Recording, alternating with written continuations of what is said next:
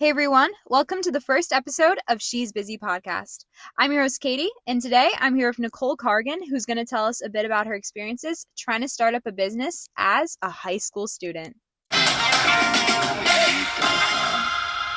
Thanks, Katie.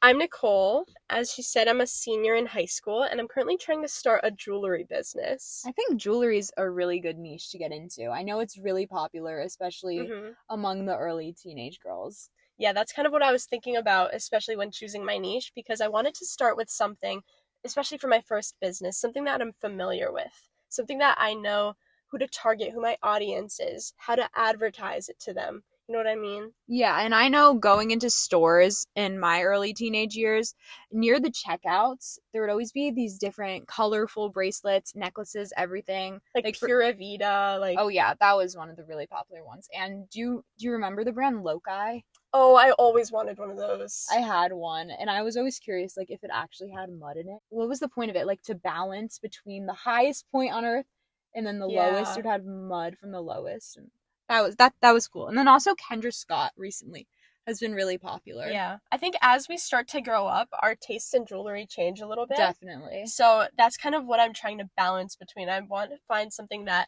like, young children can kind of look forward to, but also, like, as we start to grow older, go into, like, our 20s, something that we're still excited to put on every single morning. Yeah. So do you have any ideas as to a specific theme of your jewelry? An aesthetic, anything? So I think right now, kind of like the most popular aesthetic is honestly like coastal beach, like going on spring break. Everyone's super overwhelmed with school. Winter, it's always such a hard time of the year for most people, so everyone's looking for that light at the end of the tunnel, which is the aesthetic that you're clearly trying to embody with your brand.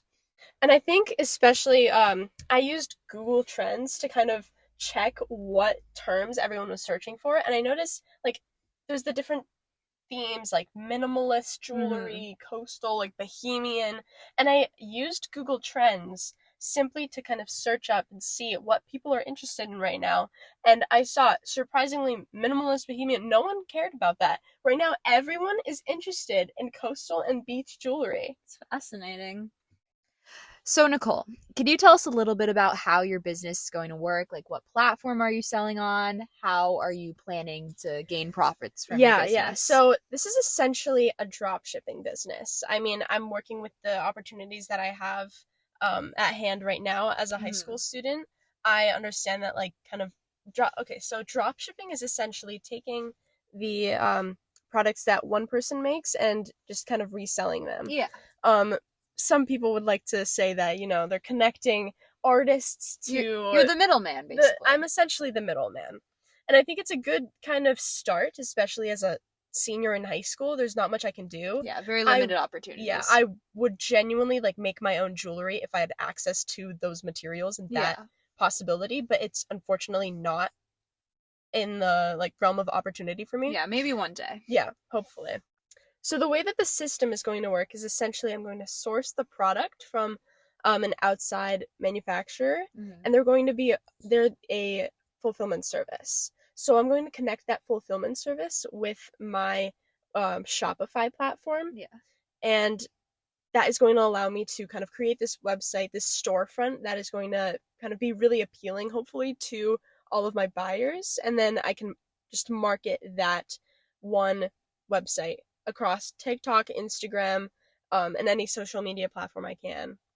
Do you have any specific plans for how you're going to market it, especially across TikTok? Because I know TikTok is a great place for marketing because anything can go viral on TikTok. So yeah, I'm kind of banking on the fact that maybe hopefully one of my videos can reach a lot of people, just suddenly go viral, because that's something that TikTok is good at.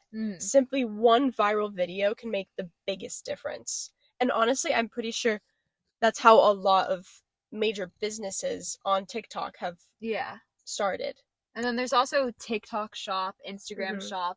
Do you see yourself going on one of those platforms to sell? I don't think so. Just because the way that I'm sourcing these products, it's a very strict system that you kind of have to follow so that you can use that fulfillment service to ship those products directly to your customers so that you don't have to keep an inventory. I think working with TikTok Shop is a little bit trickier because, especially like with all the coupons, first of all, I don't think I'd be making much profit. And second of all, it's a little bit difficult to trust some of TikTok's moves.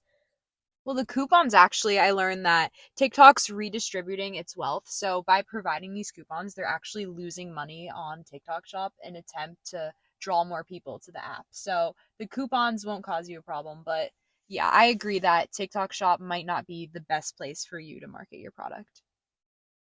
Okay, everyone, I think it's about time for our joke segment of today's episode. Let's hear some business jokes, Katie. Give me what you got. Okay, I got you, Nicole.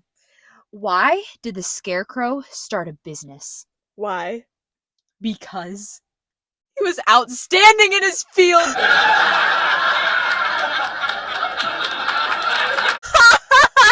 No. No? No. That's not funny. Do you want another joke? Yeah, one more. Okay, let me think. Why did the banker switch careers? I don't know, why? Because he lost interest.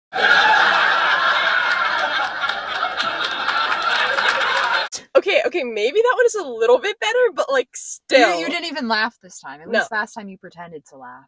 Well, I'm sorry, I'm not fake like that. Thanks for that joke segment, Katie. Okay, let's return to the episode. Hope you enjoyed that quick break. Let's get back to business. So a big part of business is the community around you, and whether or not your peers are supporting you, your parents, your friends, everyone around you. And especially as a senior in high school, I'm finding it hard for people around me to kind of believe in the vision that I see. And especially because you're 17, you haven't yet hit 18, you need to rely on other people, for example. Yeah, exactly. To start a business where I am, you legally must be 18 for the business to be registered in your name. How has that process been for you getting your business registered? Has the community around you been supportive? So I think that my parents, since I'm a minor, I'm 17, I need to register the business under someone who's at least 18 years of age. So I have to look to my parents for that. Yeah. And it's really difficult, especially getting them to see that same vision that I see is incredibly difficult. And I'm sure if you ask any entrepreneur in the beginning, it's always the same, that at first you are the only person who has that vision. You have to keep believing in yourself, and you can't give up on yourself. It might sound cringy, but that is the only way to succeed. Yeah, there's so many success stories, especially you see on Shark Tank, where no one really believed in the person, and they didn't get deals, but then years later there are these multi-million-dollar companies, and it's like, wow, if only someone would have believed in them originally. Yeah, and I think that roadblocks are kind of inevitable in every single business, right? So all of those challenges that you're facing, think about it this way. If it was easy, if it was a smooth, straight path, everyone would do it. Everyone would do it. Not only would everyone do it, but success wouldn't taste so good. Yeah, I agree. And Nicole, I really hope you achieve that level of success. Thanks, Katie. So that concludes the first episode of She's Busy Podcast. I'm Katie. And I'm Nicole. See you next time. Thanks for having me.